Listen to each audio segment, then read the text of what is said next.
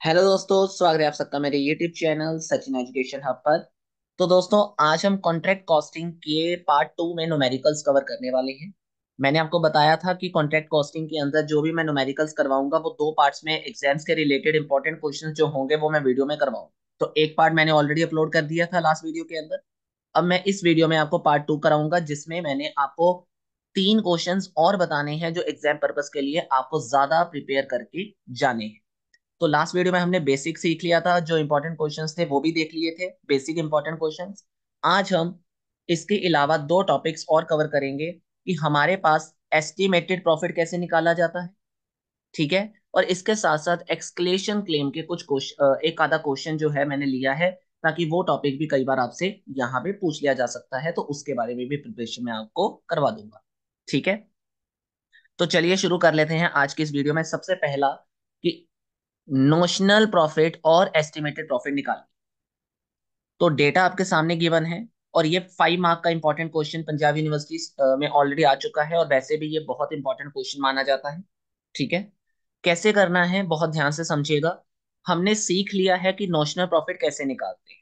आपको पता है कि जो भी कॉन्ट्रैक्ट बनता है उसकी क्रेडिट साइड, यानी जो भी आपके पास यहाँ पे ऐसे कोई कॉन्ट्रैक्ट अगर बनाते हैं हम, राइट, तो जो हमारी क्रेडिट साइड है उसमें से सारी डेबिट साइड क्या कर दी जाती है, लेस कर दी जाती है, और जो बैलेंस बचता है वो मेरे पास प्रॉफिट माना जाता है। Simple meaning, right.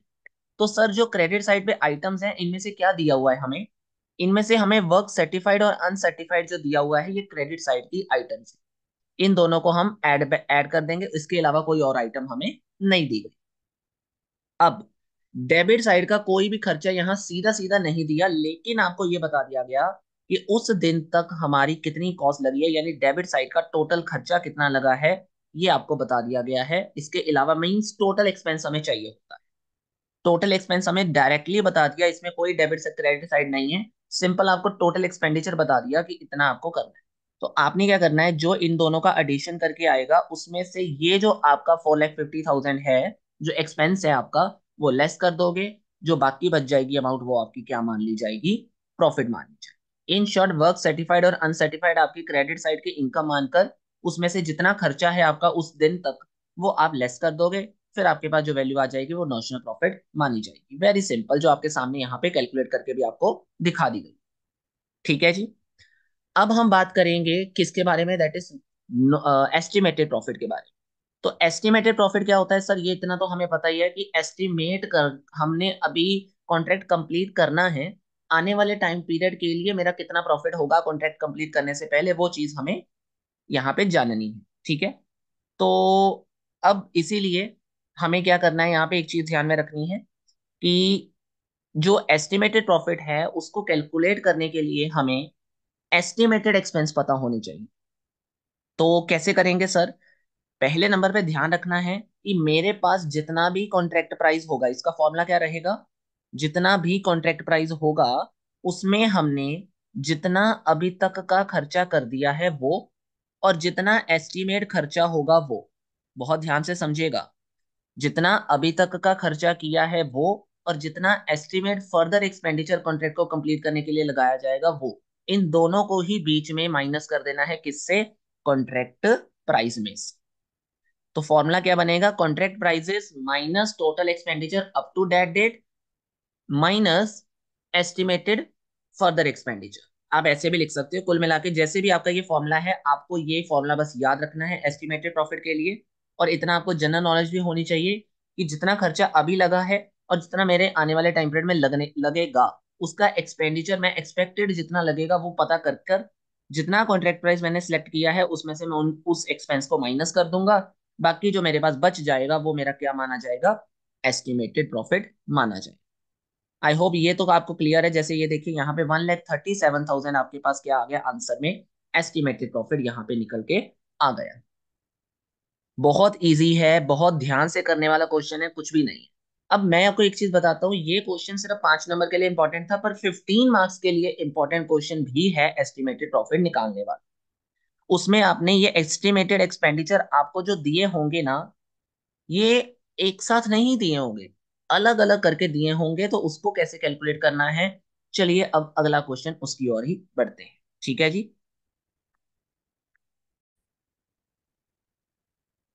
हाँ जी, तो अभी आपके सामने क्वेश्चन है जो एस्टिमेटेड प्रॉफिट आपका, अगर कोई लेंथ बड़ा क्वेश्चन आता है जैसे कि 10 to 15 मार्क्स का, तो उसमें ये क्वेश्चन कवर किया जा सकता है एस्टिमेटेड प्रॉफिट पूछने के। तो चलिए देखते हैं क्या लिखा गया है इस केस के अंदर। आपको कहा है कि कॉन्ट्रैक्ट प्राइस जो है वो 10 लाख रुपए का है।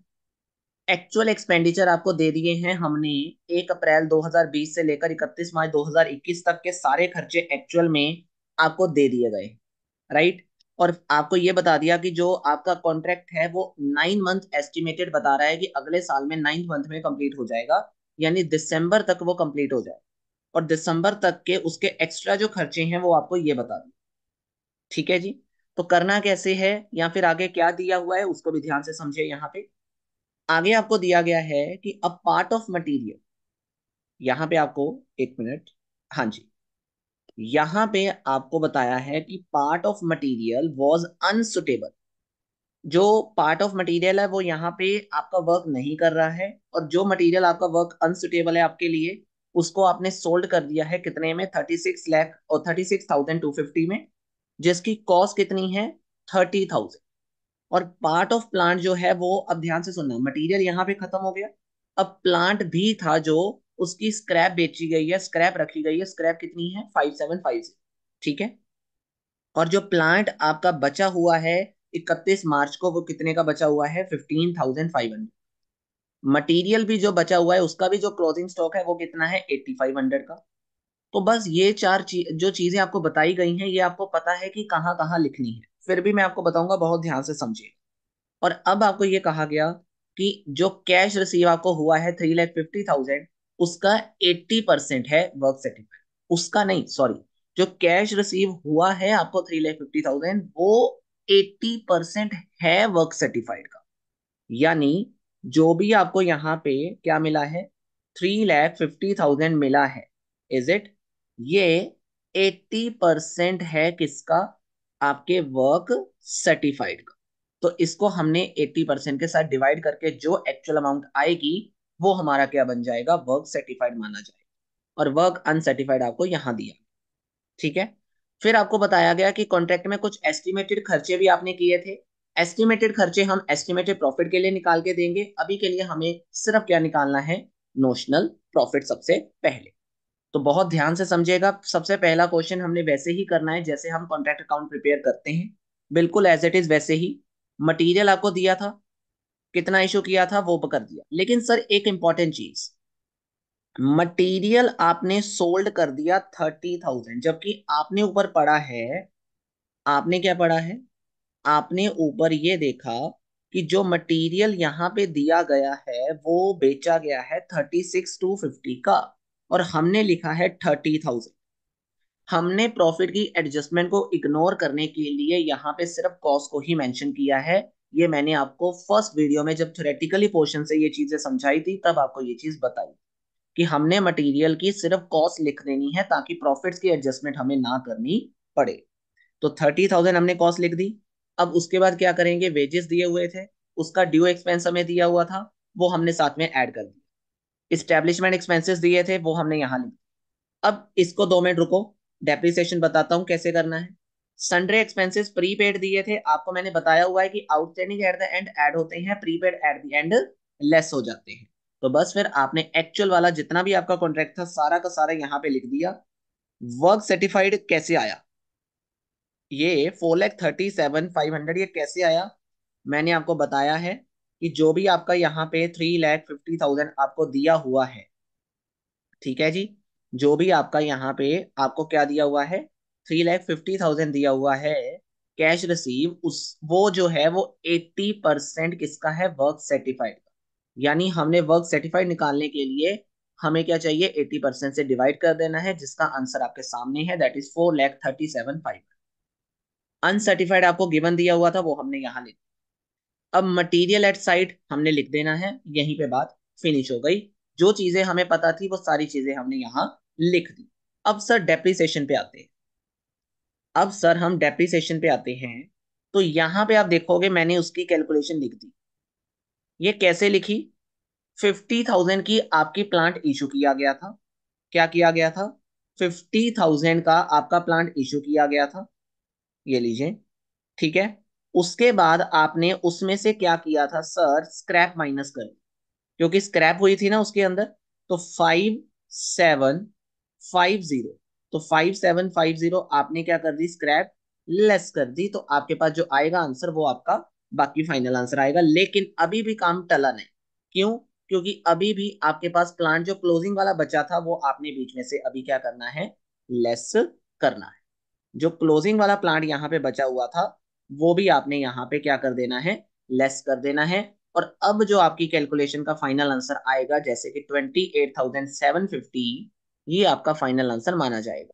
मैंने आपको बताया हुआ है, आप इसके एडजस्टमेंट क्या कर सकते हो, प्लांट इशू इस तरफ लिख सकते हो, स्क्रैप और सोल्ड और प्लांट एट साइड आप इस जगह लिख सकते हो, ताकि आंसर वही सेम आएगा। लेकिन इतने सारे झंझट और इतनी सारी बड़ी ट्रीटमेंट करने से आपका एक तो टाइम जाएगा। तो इससे अच्छा यही है कि डेप्रिसिएशन डालकर, जैसे आप डेप्रिसिएशन की ट्रीटमेंट करते हो वैसे आप कर दो। आपको क्लोजिंग, आपको स्क्रैप दिया था माइनस कर दिया, आपको क्लोजिंग बता दिया कितना है माइनस का, तो बाकी जो बच जाएगा डिफरेंस वो आपका डेप्रिसिएशन में डाल दिया जाएगा। Very simple. अब बाकी चीजें तो आपको पता ही है कि इसका जो टोटल आया है उस टोटल में से आपने ये सारी चीजों को लेस कर दिया, आपके पास क्या निकल के आ गया, दैट इज प्रॉफिट निकल के आ गया। क्लियर है? आई होप आपको ये चीज अब क्लियर हो गई है कि हमने कॉन्ट्रैक्ट अकाउंट कैसे बनाना है और उसमें कैसे एडजस्टमेंट्स करनी है एस्टिमेटेड प्रॉफिट से पहले। अब ये तो हमारा सिंपल पहले भी वही केस, लेकिन सर अब मेन नया कंसेप्ट जो अब हम स्टार्ट करेंगे that is called estimated profit. ये कैसे निकालते हैं?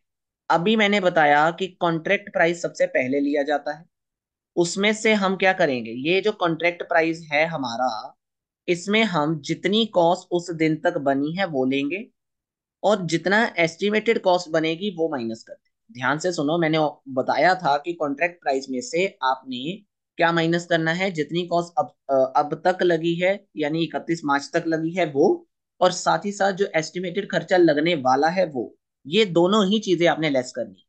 तो आपने कॉन्ट्रैक्ट प्राइस लिख लिया। अब मैं आपको बताता हूँ cost up to date date निकालने के दो तरीके हो सकते हैं। आप किसी भी तरीके से आप ऊपर नीचे कर सकते हो इस चीज को। ध्यान से सुनिएगा कैसे निकालना है।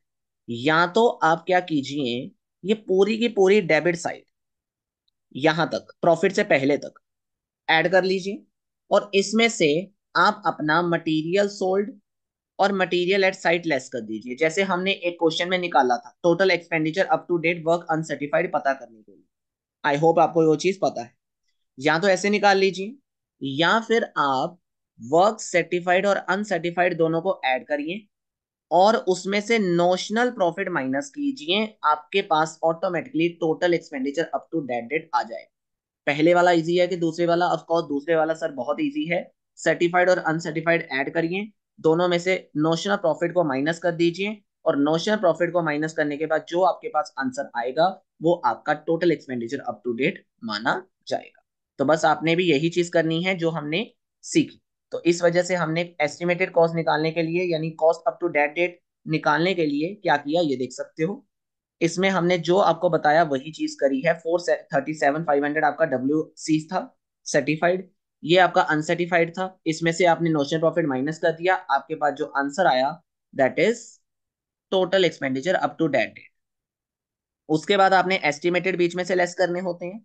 अब ये सबसे बड़ा केस है, ध्यान से समझिए, बहुत बढ़िया और बहुत अच्छा केस है, ध्यान से समझिए। अब कैसे करना है? एस्टिमेटेड कॉस्ट का मतलब होता है कि अब इसमें जो एक्स्ट्रा खर्चा लगा हमारा, हमने ऊपर क्वेश्चन अभी छोड़ा था, तो बस वही चीज आपको यहां देखनी, बस वही चीज अब आपको यहां पे देखनी है। देखिए जरा, क्वेश्चन क्या कह रहा है कि हमने कंप्लीट किया है कॉन्ट्रैक्ट 31 दिसंबर को, उसमें हमारा 62,500 का जो खर्चा है वो प्लांट का एक्स्ट्रा लगा, वो प्लांट का एक्स्ट्रा खर्चा लगा है। और जो प्लांट की एक्सपेक्टेड वैल्यू जो हमारी पास स्क्रैप होके रह गई है वो कितनी है, 7,500 रेजिड्यूल वैल्यू। ठीक है। इस्टेब्लिशमेंट एक्सपेंसेस जो हमारे थे पिछली बार के वही सेम रहेंगे। ठीक है।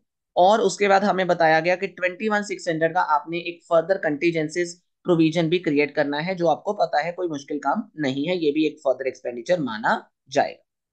इसके साथ साथ आपको कुछ यहाँ पे भी खर्चे एस्टिमेट दे दिए गए हैं, कुछ खर्चे यहाँ पे भी एस्टिमेट दे दिए गए हैं, इन सबको भी हमने वहां पे एज इट इज लिख देना है। तो बहुत ध्यान से समझिएगा क्या करना है। अब हमने ध्यान से देखा कि जो जो खर्चे हमें दिए हुए थे एस्टिमेटेड वाले, जो जो खर्चे हमें एस्टिमेटेड वाले दिए हुए थे, उनको हमने यहाँ लिख दिया। ये देख सकते हो यहाँ पे, उनको हमने यहाँ पे लिख दिया। अब ये था एस्टिमेटेड जो हमें मटेरियल दिया हुआ। अब मटेरियल ना फर्दर कुछ किया हमने ना कुछ और था। लेकिन अब ध्यान से सुनो, क्या पिछली बार का जो कॉन्ट्रैक्ट हमने कंप्लीट किया वो जो क्लोजिंग स्टॉक था वो इस बार का ओपनिंग स्टॉक नहीं बनेगा? बिल्कुल बनेगा। तो मटेरियल इन हैंड जो हमने पिछले कॉन्ट्रैक्ट अकाउंट में देखा है, वो जो क्लोजिंग साइड पे था हमारे पास, वो इस चीज का अब ओपनिंग बन जाएगा और इसमें ऐड हो जाएगा। As you know, closing stock is brought forward to opening stock, right? Wages आपके इतने एस्टिमेट हो जाते हैं किस बार के? इस बार के, इस बार के। ठीक है, अब ध्यान से ट्रीटमेंट समझिए। वेजेस इस बार भी आपको दिए गए हैं, तो जो इस बार के दिए गए वेजेस हैं वो आपके प्लस हो जाएंगे। पर पिछली बार के वेजेस भी जो आपके बिगनिंग में, मतलब देखो, पिछली बार के क्लोजिंग वेजेस इस बार के बिगनिंग बन गए ना, तो वो बिगनिंग वाले यहाँ पे लेस हो जाए। तो जो पिछली बार वाले ड्यू एक्सपेंसेस हैं वो इस बार में माइनस हो जाएंगे, और जो इस बार के क्लोजिंग वाले हैं वो इस बार में ऐड हो जाएंगे। इतना आपको क्लियर है? बस इस तीन चीजों को हमने ऐड और प्लस करके क्या कर दिया, हमारे पास वेजेस कितने बनेंगे एस्टिमेटेड वो निकाल। डेप्रिसिएशन कैसे निकालेंगे वो भी आपको बहुत अच्छे से समझ में आ जाएगा। हमने प्लांट की क्लोजिंग वैल्यू उठाई सबसे पहले, जो पिछली बार की, मतलब 31 तक की जो आपकी वैल्यू थी, 31 मार्च तक, वो आपने वैल्यू क्लोजिंग वाली ओपनिंग बनाई सबसे पहले। ठीक है, उसमें आपने देखा, अभी मैंने पढ़ाया कि आपने एक फर्दर प्लांट इतने रुपए का खरीदा है, 62,500, राइट?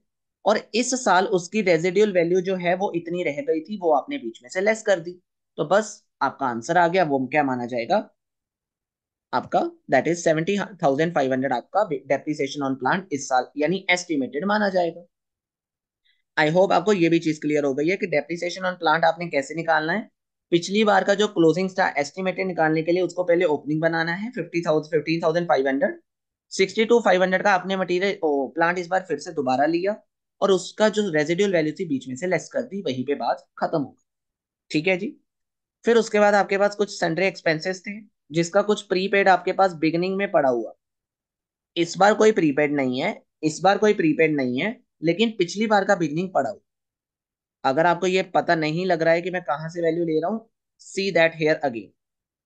मैं जो वैल्यूज वहां पे ली हुई हैं that is from the estimate figures. ये देखिए, ये वैल्यूज ही नीचे लिखी गई हैं। अब देखो, जैसे कि सन्ड्री एक्सपेंस है, उसमें ये वैल्यू जो दी गई है इसमें प्रीपेड नहीं है, लेकिन पिछली बार के प्रीपेड यहाँ दिए हुए हैं। तो आपको इतना तो पता ही है कि इस बार के प्रीपेड माइनस हो जाने थे, ओपनिंग वाले प्रीपेड यानी पिछली बार के इस बार ओपनिंग बन जाएंगे, वो ऐड हो जाए। आउटस्टैंडिंग इससे ऑपोजिट होता है। तो ये चीज आपको मैंने ऑलरेडी क्लियर करी हुई है, इसका ध्यान रखिएगा ट्रीटमेंट करते टाइम। ठीक है जी, चलिए। अब यहाँ देखोगे आप कि आपके पास यहाँ पे अब क्या क्या आ चुका है। डेप्रिसिएशन तक हम कर चुके हैं, सन्ड्री एक्सपेंसेस भी हमें समझ में आ चुका है। अब आते हैं इस्टेब्लिशमेंट एक्सपेंसेस जो यहाँ पे हमने किए थे। ध्यान से देखो, इस्टेब्लिशमेंट एक्सपेंसेस यहाँ पे कितने हैं? 29,500, जो पिछली बार हमने दिए थे उनको। ठीक है, लेकिन इस बार कुछ लाइन लिखी हुई है कि would be same amount as per the month. तो बहुत ध्यान से समझिएगा, आपके पास जितने भी यहाँ पे क्या है, आपके पास जितने भी यहाँ पे क्या है एक्सपेंसेस हैं इस्टेब्लिशमेंट वाले, ध्यान से समझिएगा। ये वाले इस्टेब्लिशमेंट जो एक्सपेंसेस यहाँ पे आपको दिए गए हैं, पहले आप उसको डिवाइड करोगे 12 के साथ, क्योंकि आपको एक महीने की वैल्यू मिल जाएगी। और अब वही आपको एक महीने की फिक्स्ड यहाँ पे दी जाती है, लेकिन अब ये कितने महीने की बन जाएगी? 9 मंथ। मतलब पिछले साल आपने 12 महीने का खर्चा लिया था, इस बार आपने 9 महीने का लेना है एस्टिमेटेड के हिसाब से, इसीलिए डिवाइड कर दिया 12 से और मल्टीप्लाई कर दिया 9 के साथ। ये आपका एस्टेब्लिशमेंट एक्सपेंसेस भी निकल गया। और लास्ट में आपको पता है कि आपने पढ़ा था कंटीजेंसीज का भी कुछ खर्चा किया गया है, प्रोविजन क्रिएट किया गया है, वो भी एस्टिमेटेड एक्सपेंस है, वो आपने बीच में ऐसे ही लिख दिया। तो बस कॉन्ट्रैक्ट प्राइस में से आपने जितना कॉस्ट अप टू डेट बनी और जितना एक्सपेक्टेड एक्सपेंडिचर बना, दोनों को लेस कर दिया, आपके पास 1,36,962 आपके पास क्या बनकर आ गया? एस्टिमेटेड प्रॉफिट बनकर आ गया। तो आई होप आपको ये कंसेप्ट बहुत अच्छे से क्लियर हो गया होगा। जो मैंने अभी बताया आपको, बहुत इंपॉर्टेंट, बहुत इजी और बहुत ध्यान से समझने वाला कंसेप्ट है ये। ठीक है जी। तो आई होप अब आपको एस्टिमेटेड प्रॉफिट कैसे निकालना है उसके बारे में अच्छे से जानकारी मिल गई। चलिए अब हम समझते हैं एक्सक्लेशन कॉस्ट के बारे में। एक्चुअली इसके बारे में मैंने थ्योरी में आपको थोड़ा आइडिया दिया था कि what it means. Escalation claim क्या होता है कि कई बार किसी इन्फ्लेशन की वजह से अब हमें लगता है कि कॉन्ट्रैक्ट के प्राइस बढ़ने चाहिए, हमें लगता है कॉन्ट्रैक्ट के प्राइस बढ़ जाने चाहिए। तो इसीलिए हम क्या करते हैं, हम अपने प्राइजेस को बढ़ाने की कोशिश करते हैं। और कॉन्ट्रैक्ट प्राइस जब रीन्यू हो जाता है, रीन्यू मतलब दोबारा से बनाया जाता है, दोबारा से रखा जाता है उसका प्राइस, तो उसको मतलब वो जो चेंज करा गया प्राइस है जिसमें कॉन्ट्रैक्ट प्राइस बढ़ गया, that is called escalation claim. तो कई बार इन्फ्लेशन की वजह से कॉन्ट्रैक्ट का प्राइस ऊपर नीचे हो जाता है, यानी एक्चुअल कुछ और लगता है, सोचा हमने कुछ और होता है। तो उसको ध्यान से देखते हुए अब हम इसको कैसे मतलब इसकी कैसे कैलकुलेशन करेंगे, या कैसा क्वेश्चन आपसे पूछा जा सकता है, देखते हैं जरा। सबसे पहले आपके सामने है, कॉन्ट्रैक्टर ने कहा है कि लॉन्ग टर्म कॉन्ट्रैक्ट वो करेगा और कर रहा है। 8,75,000 का कॉन्ट्रैक्ट प्राइस एग्री किया गया था। ठीक है जी। अब इसमें आपको ये कहा गया कि एक्सक्लेशन क्लॉज के अकॉर्डिंगली ये जो यहाँ पे मटेरियल लिया गया है वो आपको मतलब आपने जो ये कॉन्ट्रैक्ट प्राइस रखा गया था ये एक्सक्लेशन क्लॉज के बिकॉज पे रखा गया, यानी अगर आने वाले टाइम पीरियड में इन्फ्लेशन का कोई इफेक्ट पड़ा तो कॉन्ट्रैक्ट प्राइस चेंज किया जा सकता है। अब आपको ये बताना है कि आपको एक्सक्लेशन क्लेम कितना मिला या आपका एक्सक्लेशन क्लेम कितना हुआ है, ये बताना है। तो यहाँ ध्यान से देखिए, आपको एक बार स्टैंडर्ड दे दिया गया है खर्चा, एक बार एक और किस क्या दे दिया है, एक्चुअल में कितना हुआ। तो मटेरियल आपके पास तीन थे, तीन मटेरियल की कितनी क्वांटिटी है वो आपको बता दी गई, कितना उनका रेट था वो आपको बता दिया गया, कितना आपने क्वांटिटी लगाई और कितना आपका रेट एक पर क्वांटिटी पे लगा वो आपको बता। सिमिलरली लेबर कितनी लगनी चाहिए थी, कितनी कितने की लगनी चाहिए थी, कितनी लगी है और कितने की लग गई है। ठीक है जी, ये सारी चीजें आपको बता दी गई। नीचे क्या लिखा है, recording the full actual consumption of the material. अब हमें ये पूछा गया है कि आपको एक्चुअल में कितना लगा है मटेरियल और एक्चुअल में वेजेस कितने लगे हैं। और ये बताया जा रहा है कि आपका जो final price after escalation claim है वो कितना बन रहा है, 17,73,600। इज इट ट्रू और नॉट, ये हमने चेक करना। तो ये चेक करने के लिए फाइनल प्राइस क्या उतना ही बना है कि उतना नहीं बना है, ये चीज चेक करने के लिए हम क्या करेंगे, यहाँ पे सम को सॉल्व करेंगे। देखिए कैसे करना है। बहुत सिंपल, बहुत इजी है, एक्सक्लेशन क्लेम बहुत आसानी से हो जाएगा, so don't worry about that. ठीक है जी, चलिए। हाँ जी। तो देखिए क्या करना है आपने, यहाँ पे आपको स्टैंडर्ड जो दिया हुआ है ना उसको किसी ने कुछ नहीं करना, एज इट इज छाप दो। क्वांटिटी प्लस रेट स्टैंडर्ड का एज इट इज लिख दो अपने आंसर में, कुछ आपको और चेंजेस नहीं कर। पर हमें एक्चुअल क्वांटिटी से कोई मतलब नहीं है, एक्चुअल रेट से मतलब है, क्योंकि हमारा रेट चेंज हो रहा है कॉन्ट्रैक्ट प्राइस का, हमें क्वांटिटी से कोई मतलब।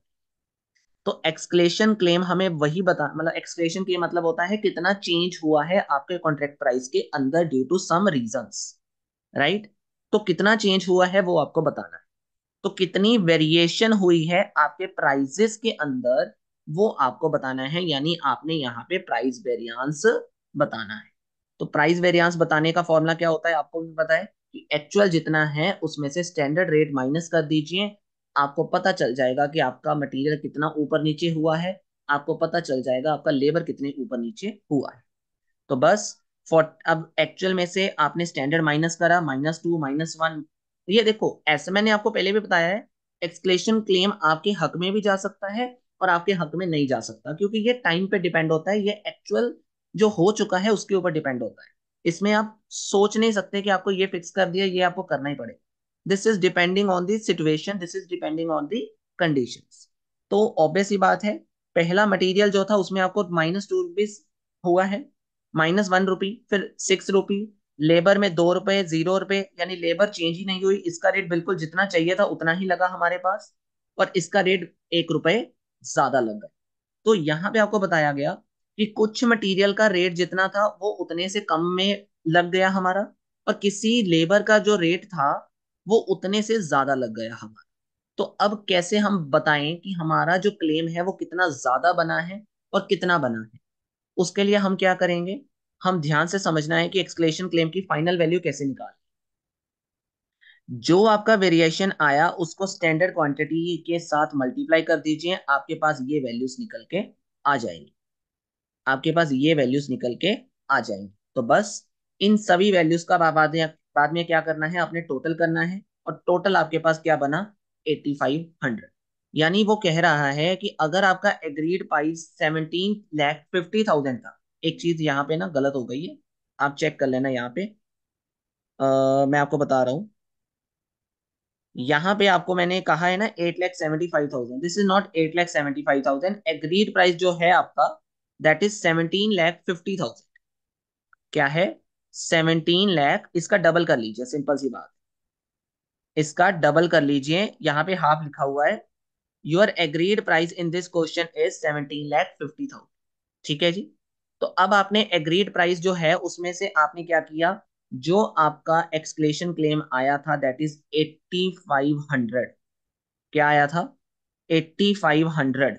वो आपने क्या कर दिया यहाँ पे, ऐड कर दिया। और ऐड करने के बाद जो आपका आंसर आएगा दैट इज 17,58,500, यही आएगा मेरे अकॉर्डिंगली। ठीक है, 58,500 वो आपका क्या बन गया, एक्सक्लेशन क्लेम के बाद कॉन्ट्रैक्ट का न्यू प्राइस बन गया। तो ये आपका प्राइस होना चाहिए था, जबकि आपने ये बताया कि आपका प्राइस ये होगा। तो इज इट ट्रू और रॉन्ग, ऑब्वियस सी बात है सर ये गलत है। तो इस वजह से आपने ये बताना है कि जो आपने क्लेम किया वो फाइनल प्राइस नहीं है, हमारा फाइनल प्राइस ये बनना चाहिए और ये बनता है। तो हम इतना ही पे करेंगे, इतना ही कॉन्ट्रैक्ट का प्राइस रखा जाएगा, दैट्स इट। तो this is all about your escalation clause और क्लेम। ठीक है जी। आई होप आपको ये क्वेश्चन भी डन हो गया है, ये मेथड भी डन हो गया है कि कैसे हमने करना है और किस तरीके से बड़े आसानी से इस क्वेश्चन को करना है, ये भी आपको क्लियर यहाँ पे हो गया। तो बस ये 3 क्वेश्चन करवाने के बाद अब आपका contract price proper, contract accounts मैंने अच्छे से करवा दिया, कॉन्ट्रैक्ट कॉस्टिंग का चैप्टर। तो बस इसमें अगर कोई भी क्वेश्चन आ जाए पेपर में तो आई होप आप कर लोगे। कोई भी अगर आपको लगता है कोई और क्वेश्चन है जिससे जिसके ऊपर आप कुछ क्वेरीज हैं, तो मुझे टेलीग्राम चैनल पे भेज सकते हो, उसका आंसर, उसके सॉल्यूशंस और उसके बारे में जानकारी या कोई भी अंडरस्टैंडिंग लेना चाहते हो तो आप आसानी से ले सकते हो। ठीक है। बाकी अगर आपको कोई भी क्लासेस किसी कॉमर्स सब्जेक्ट्स के रिगार्डिंग किसी प्रैक्टिकल सब्जेक्ट में चाहिए तो आप मेरे क्लासेस को भी ज्वाइन कर सकते हैं रीजनेबल रेट्स के ऊपर। उसका भी लिंक आपको टेलीग्राम चैनल पे मिल जाएगा। और जो टेलीग्राम चैनल का लिंक है वो आपको मेरी वीडियो डिस्क्रिप्शन में दे दिया गया है। ठीक है दोस्तों, तो वीडियो समझ आ गई है और कॉन्ट्रैक्ट कॉस्टिंग अब अच्छे से क्लियर हो गया है, तो लाइक शेयर एंड सब्सक्राइब जरूर करके जाइएगा। और याद से सब्सक्राइब बटन के साथ जो बेल बटन है उसको प्लीज दबा के जाइएगा, अपडेट आपको टाइम से मिलती है तभी। अदरवाइज बच्चों को अपडेट ही नहीं मिलती कि ये डाला भी था हमने। ओके, तो this is all about today, thank you so much, good bye.